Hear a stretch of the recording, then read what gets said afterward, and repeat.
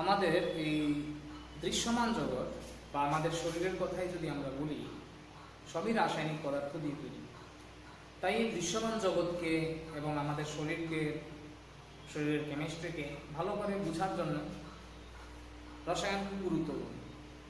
আমরা যখন কোনো কিছুকে আমাদের দৈনন্দিন জীবনে কাজে লাগাই বা বাণিজ্যিকভাবে কাজে লাগাই, তখন আমরা তার গণিতটাকে খুব ভালোভাবে কাজে লাগাই। তাই রসায়নকে যদি আমরা বাণিজ্যিকভাবে বা দৈনন্দিন জীবনে কাজে লাগাতে যাই, তখন রসায়নকে গণিত আকারে আমাদের বুঝতে হবে। এই চ্যাপ্টারটি, যার নাম হচ্ছে রাসায়নিক গণনা বা কেমিক্যাল ক্যালকুলেশনস বা কেমিক্যাল অ্যারিথমেটিক্স, এই চ্যাপ্টারটিতে আমরা বিভিন্ন ধরনের কেমিস্ট্রি সম্পর্কিত, রসায়ন সম্পর্কিত ক্যালকুলেশন নিয়ে আলোচনা করব। আজকে আমাদের আলোচনার বিষয় হচ্ছে এম্পিরিক্যাল ফর্মুলা আর মলিকুলার ফর্মুলা নির্ণয় করা। তাছাড়া আমরা দেখব কিভাবে আমরা দহন বিক্রিয়ার সমীকরণ অর্থাৎ কম্বাসন বিক্রিয়ার সমীকরণকে কাজে লাগাতে পারি। এছাড়া আমরা লিমিটিং রিয়েজেন্ট সম্পর্কেও জানব। প্রথমে আমরা আসছি এম্পিরিক্যাল ফর্মুলা বা মলিকুলার ফর্মুলা কিভাবে বের করে তা নিয়ে। প্রথমে এখানে একটি এক্সাম্পল দেওয়া রয়েছে, একটি অঙ্ক দেওয়া রয়েছে। প্রবলেমটা হচ্ছে a compound contains 4.07% hydrogen, 24.27% carbon and 71.65% chlorine. Its molar mass is 98.96. What is the empirical and molecular formula? অর্থাৎ দেওয়া রয়েছে একটা যৌগের মধ্যে 4.07% হাইড্রোজেন রয়েছে, 24.27% কার্বন রয়েছে এবং 71.65% ক্লোরিন রয়েছে। Its molar mass is 98.96। এর মোলার ভর অর্থাৎ আণবিক ভরও দেওয়া রয়েছে। জানতে চাওয়া হয়েছে তার এম্পিরিক্যাল ফর্মুলা অর্থাৎ স্থূল ভর এবং মলিকুলার ফর্মুলা অর্থাৎ আণবিক ভর। এইরকম প্রবলেম করতে হলে প্রথমে আমাদের 5টি কলাম বানাতে হবে। 5টি কলাম। প্রথম কলামে লিখতে হবে সিম্বল বা চিহ্ন। যে মৌলগুলি যৌগটির মধ্যে রয়েছে তাদের চিহ্ন আমরা পরপর লিখে নেব। যেমন এখানে হাইড্রোজেন, কার্বন আর ক্লোরিন রয়েছে, তাই আমরা সিম্বলের জায়গায় লিখলাম হাইড্রোজেন, কার্বন আর ক্লোরিন, পরপর লিখে নিলাম। সেকেন্ড কলামে আছে মাস পার্সেন্টেজ অর্থাৎ শতকরা ভর। এই যে মৌলগুলি তাদের শতকরা ভর কত, অর্থাৎ সম্পূর্ণ যৌগের ভর যদি আমরা 100 ধরে নিই, 100 ধরে নিই, তাহলে হাইড্রোজেনের ভর, কার্বনের ভর এবং ক্লোরিনের ভরকে যদি আমরা প্রকাশ করি তখন তাকে তার শতকরা ভর বলে। এখানে দেওয়া রয়েছে হাইড্রোজেনের শতকরা ভর 4.07%, এই হাইড্রোজেনের সঙ্গে এটাকে লিখলাম। কার্বনের শতকরা ভর লিখলাম 24.27% আর ক্লোরিনেরটা লিখলাম 71.65%। তাহলে সেকেন্ড কলাম আমাদের কমপ্লিট হলো। থার্ড কলাম খুব important, ratio of mole number অর্থাৎ মোল সংখ্যার অনুপাত। প্রকৃতপক্ষে আমরা যখন কোনো সংকেত বের করব, সেই সংকেতের মধ্যে আমাদের দরকার কি হবে, সেই যৌগের মধ্যে যে পরমাণুগুলি রয়েছে তাদের পরমাণু সংখ্যার অনুপাত অর্থাৎ মোল সংখ্যার অনুপাতের সাহায্যে আমরা সংকেতটা লিখব। তাহলে কোনো যৌগের মধ্যে, যেমন বেনজিনের মধ্যে কার্বন আর হাইড্রোজেনের মোল সংখ্যার অনুপাত যদি আমরা প্রকাশ করতে পারি, তাহলে আমরা কি করতে পারবো, তার স্থূল সংকেত লিখতে পারবো। এই কারণে আমাদের দরকার হচ্ছে মূল সংখ্যার অনুপাত বের করা। তাহলে মূল সংখ্যার অনুপাত আমরা কিভাবে বের করব, যেহেতু এগুলি হচ্ছে তার শতকরা ভর, তার প্রকৃত ভর না, সুতরাং আমরা এই ভর থেকে যে মূল সংখ্যা বের করব তা তার প্রকৃত মূল সংখ্যা না, তা তার মূল সংখ্যার অনুপাত। এই কারণে 3 নাম্বার কলামে আমরা বের করব মূল সংখ্যার অনুপাত। এটা আমরা কিভাবে বের করব, শতকরা ভর ডিভাইডেড বাই পারমাণবিক ভর। আমরা জানি মূল সংখ্যা ইকুয়াল টু ভর বাই পারমাণবিক ভর। সুতরাং মূল সংখ্যার অনুপাত বের করতে হলে আমাদের ভরকে পারমাণবিক ভর দিয়ে ভাগ করতে হবে। যেমন হাইড্রোজেনের বেলায় আমরা 4.07 হচ্ছে তার ভর, তাকে ভাগ করেছি হাইড্রোজেনের পারমাণবিক ভর 1.008 দিয়ে। রেজাল্টটা বের হয়েছে অ্যাপ্রক্সিমেটলি 4.04। 2 নাম্বার কার্বনের পারমাণবিক ভর 12 আমরা জানি, আর তার শতকরা ভর হলো 24.27। তাহলে আমাদের যদি মূল সংখ্যার অনুপাত বের করতে হবে 24.27 divide by 12 equal to result বের হলো 2.021।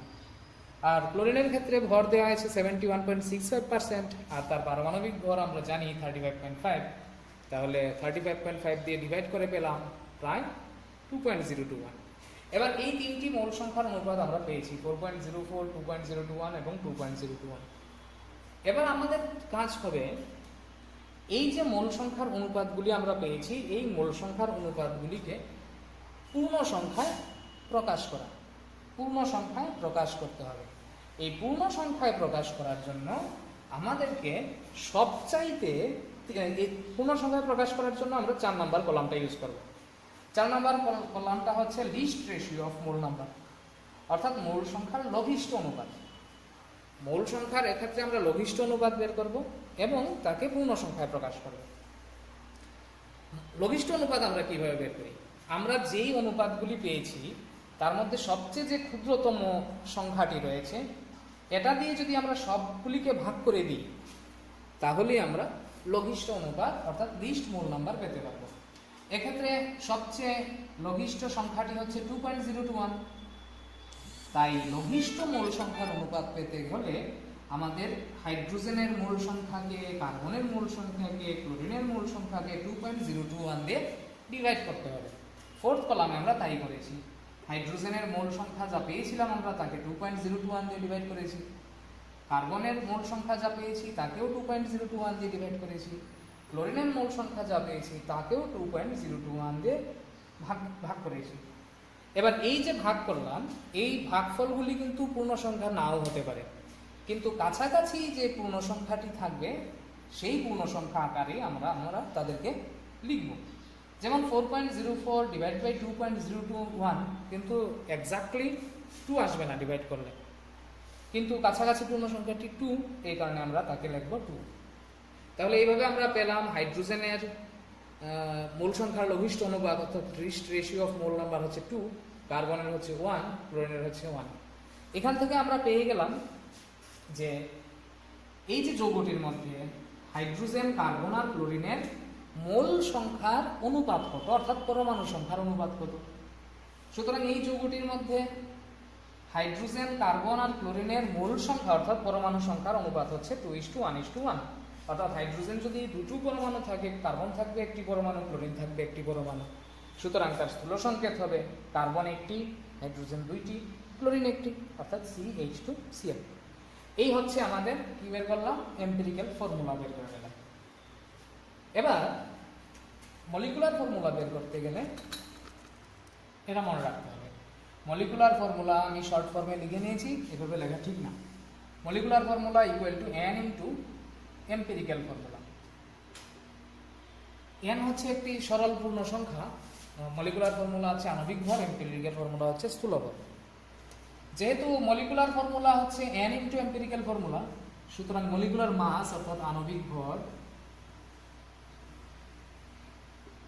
হবে n ইন্টু স্থূল ভর, n ইন্টু এম্পিরিক্যাল মাস। তাহলে আণবিক ভর হবে n ইন্টু এম্পিরিক্যাল মাস অর্থাৎ স্থূল ভর। এবার আণবিক ভর তো দেওয়াই আছে যৌগটার 98.96, এটা দেওয়া রয়েছে। আর আমাদের দরকার হচ্ছে তার স্থূল ভরের। যে এম্পিরিক্যাল ফর্মুলাটা আমরা বের করেছি তার ভরই হবে এম্পিরিক্যাল মাস অর্থাৎ স্থূল ভর। তাহলে এম্পিরিক্যাল ফর্মুলা আমরা বের করে রেখেছি CH2Cl। তার ভর কত হবে? এখানে কার্বন আছে একটি, তার ভর 12, হাইড্রোজেন 2টি, তাহলে তার ভর হবে 2 × 1 = 2, ক্লোরিন একটি, তার ভর হবে 35.5। এই সবগুলিকে যোগ করলে দাঁড়ায়, এডিশন করলে 49.5। সুতরাং CH2Cl এর এম্পিরিক্যাল মাস অর্থাৎ স্থূল ভর হচ্ছে 49.5। এখান থেকে আমরা n বের করব। তার n হবে কত? 98.96 ডিভাইডেড বাই 49.5। এবার যেহেতু আমরা আগেই দেখেছি n একটা সরল পূর্ণ সংখ্যা, তাই এই রেজাল্টটা যেই ভগ্নাংশ হলেও এটা যেই পূর্ণ সংখ্যার কাছাকাছি আসবে সেটাই হবে এটা রেজাল্ট। সুতরাং এর রেজাল্ট হবে অ্যাপ্রক্সিমেটলি 2। তাহলে n অ্যাপ্রক্সিমেটলি 2। এবার আমরা এই এম্পিরিক্যাল ফর্মুলা জানি যৌগটার, তার nও জানি, সুতরাং মলিকুলার ফর্মুলা বের করতে পারবো। সুতরাং molecular formula equal to 2 into empirical formula CH2Cl। সুতরাং মলিকুলার ফর্মুলা হবে কার্বন 2টি, হাইড্রোজেন 4টি, ক্লোরিন 2টি, তাহলে C2H4Cl2। এইভাবে আমরা যৌগটির আণবিক সংকেত বের করে নিলাম। এখানে একটি প্রবলেম দেওয়া রয়েছে, how much H2O will be produced on combustion of 16 gram methane. মানে 16 গ্রাম মিথেনকে যদি আমরা দহন বিক্রিয়া ঘটাই তাহলে কত গ্রাম জল তৈরি হবে। তো দহন বিক্রিয়া কি এটা বোঝার জন্য আমরা একটা সমীকরণ ব্যবহার করছি। CXHY একটা সংকেত লিখলাম আমরা, X আর Y যে অনেক ধরনের সংখ্যাই হতে পারে, এটা হাইড্রোকার্বনের সংকেত। তো হাইড্রোকার্বন যখন অক্সিজেনের সঙ্গে বিক্রিয়া করে, কোনো কিছু যখন অক্সিজেনের সঙ্গে বিক্রিয়া করে তাকে আমরা দহন বিক্রিয়া বা কম্বাসন রিয়েকশন বলি। তো এই CXHY যখন অক্সিজেনের সঙ্গে রিয়েকশন করবে তখন প্রকৃতপক্ষে এই যৌগের মধ্যে যেই পরমাণুগুলি রয়েছে অক্সিজেনের সঙ্গে দহন বিক্রিয়ার ফলে প্রত্যেকের অক্সাইড তৈরি হবে। যেমন এই যৌগটির মধ্যে রয়েছে কি কার্বন আর হাইড্রোজেন, সুতরাং দহনের ফলে তৈরি হবে কার্বনের অক্সাইড এবং হাইড্রোজেনের অক্সাইড। সুতরাং দহনের ফলে তৈরি হবে CO2 আর H2O। এবার এই ধরনের ব্যালেন্স কিভাবে করি আমরা একটু দেখতে হবে। প্রথমে আমরা কার্বনের ব্যালেন্স করব। বাম দিকে কার্বন আছে x সংখ্যক, তাহলে ডান দিকেও কার্বন থাকবে x সংখ্যক, তাহলে CO2 এর আগে x বসাতে হবে।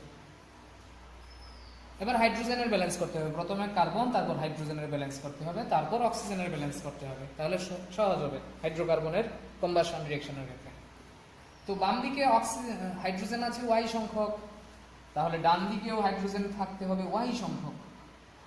একটা H2O তে আছে কয়টা হাইড্রোজেন? 2টা, তাহলে কয়টা হাইড্রোজেনে y সংখ্যক H থাকবে?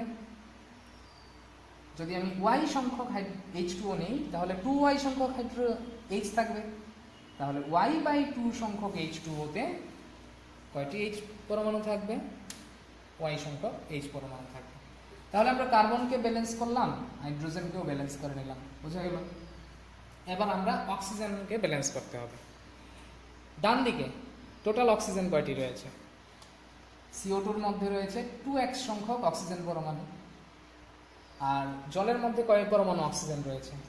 y/2 সংখ্যক অক্সিজেন পরমাণু। ওকে, এবার আমরা যদি তাহলে বাম দিকেও কয় পরমাণু অক্সিজেন থাকবে? 2x + y/2 সংখ্যক অক্সিজেন পরমাণু। তাহলে আমরা ইকুয়েশনটা এইভাবে লিখব, CXHY + O2। এবার O2 এর আগে যদি আমি 2x + y/2 লিখি, প্রত্যেকটা অক্সিজেন অণুতে অক্সিজেন পরমাণু রয়েছে 2টি, তাই 2x + y/2 সংখ্যক অক্সিজেন অণুতে কয়টি পরমাণু থাকবে? 2 × 2x + y/2 সংখ্যক অক্সিজেন পরমাণু থাকবে, কিন্তু আমাদের দরকার হচ্ছে 2x + y/2 সংখ্যক অক্সিজেন পরমাণু। তাই 2x + y/2 সংখ্যক অক্সিজেন পরমাণু পেতে গেলে আমাদের O2 অণুর দরকার হবে 2x + y/2/2। তাহলে সম্পূর্ণ ব্যালেন্স সমীকরণ কি হবে? CXHY + 2x + y/2/2 O2 এরো XCO2 + y/2 H2O। এইভাবে আমরা হাইড্রোকার্বনের দহন বিক্রিয়ার ব্যালেন্স করতে পারি, ভালো করে দেখে রাখবে। এবার আমরা এই প্রবলেমটাতে আসছি। 16 গ্রাম মিথেনের দহন বিক্রিয়ায় কত গ্রাম জল তৈরি হবে? তাহলে আমাদের মিথেনের কম্বাসন রিঅ্যাকশন লিখতে হবে। তাহলে কি তৈরি হবে? CO2 আর H2O। নেক্সট কাজ কি করতে হবে? ব্যালেন্স করতে হবে। CO2 কার্বনের সংখ্যা মিলেই রয়েছে, আবার হাইড্রোজেনের সংখ্যা ম্যাচ করতে হবে। বাম দিকে হাইড্রোজেন রয়েছে 4টি, ডান দিকেও 4টি থাকবে, তাহলে H2 এর আগে 2 বসাতে হবে। বাকি হলো অক্সিজেন, অক্সিজেনের সংখ্যা ম্যাচ করতে হবে। এখানে অক্সিজেন কয়টি রয়েছে? 2টি। এখানে অক্সিজেন রয়েছে 2টি, টোটাল হয়েছে 4টি অক্সিজেন। তাহলে এদিকে কত লিখতে হবে? 4/2 O2, মানে 2O2। সুতরাং ব্যালেন্স সমীকরণ হবে CH4 + 2O2 এরো CO2 + 2H2O। এবার 1 মোল মিথেন, সুতরাং আমরা দেখলাম 1 মোল মিথেন তৈরি করলো কয় মোল জল? 2 মোল জল। মিথেনের আণবিক ভর কত? মিথেনের আণবিক ভর হচ্ছে কার্বনের 12 আর হাইড্রোজেনের 16। তাহলে আমরা বলতে পারি 16 গ্রাম মিথেন তৈরি করলো কত গ্রাম জল?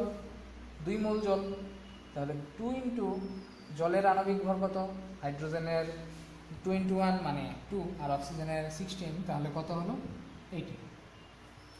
তাহলে 16 গ্রাম মিথেন তৈরি করবে 2 ইন্টু 18 গ্রাম জল, ইকুয়াল টু 36 গ্রাম জল। তাহলে 16 গ্রাম মিথেন থেকে আমরা 36 গ্রাম জল পেতে গেছি। এবার একটা হোমওয়ার্ক আমি এখানে দিয়ে রাখছি। হোমওয়ার্কটা হচ্ছে how much CH4 is needed to produce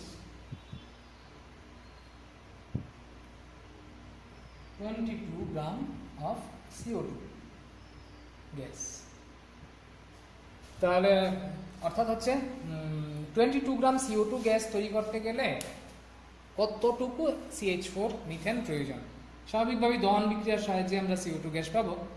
তাহলে CH4 এর দহন বিক্রিয়া করলে আমরা কার্বন ডাই অক্সাইড আর জল পাবো।